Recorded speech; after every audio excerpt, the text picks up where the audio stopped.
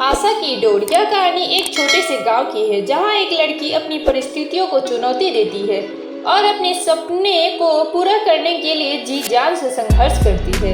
यह कहानी आशा नामक लड़की की है जो गरीबी, परंपराओं और समाज की कड़ी नजरों के बावजूद अपने सपने की डोर को मजबूत बनाती है।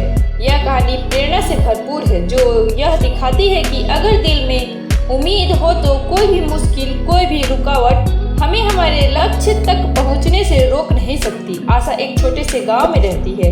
उसका परिवार साधारण था और उनके पास बहुत कम संपत्ति थी। उसके पिता एक छोटे से खेत के मालिक थे जबकि उसकी माँ घर के कामों में व्यस्त रहती थी।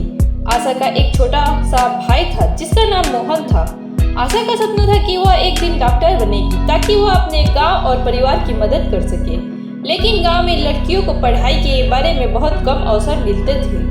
यहाँ पर बच्चों को शिक्षा तो मिलती थी लेकिन लड़कियों को घर के कामकाज के लिए ही तैयार किया जाता था। हालांकि आशा का मन इन सब चीजों से अलग था। उसे हमेशा यह विश्वास था कि अगर वह कड़ी मेहनत करेगी तो किसी भी रुकावट को पार कर सकती है। आशा के पास किताबें और पढ़ाई के साधन नहीं थे लेकिन उसने ठान लिया था कि वह किसी भी हालत में पढ़ाई छोड़ने वाली नहीं है।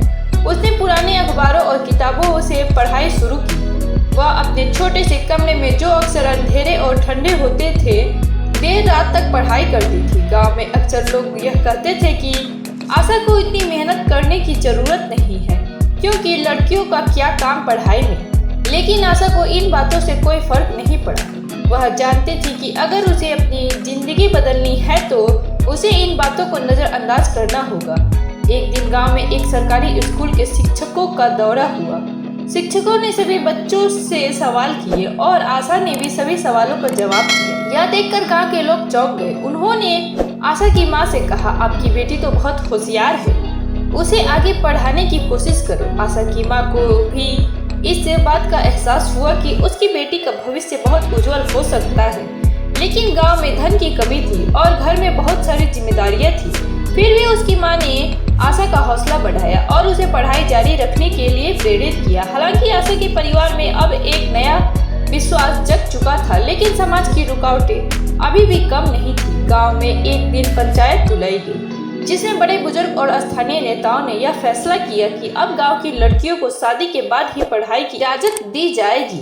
यह सुनकर आशा का दिल टूट गया। वह जानती थी कि अगर उसे डॉक्टर बनना है तो उसे समाज की इस परंपरा को तोड़ना होगा। आशा ने अपने परिवार से बात की और अपनी माँ से कहा, माँ, मैं इस परंपरा को नहीं मान सकती।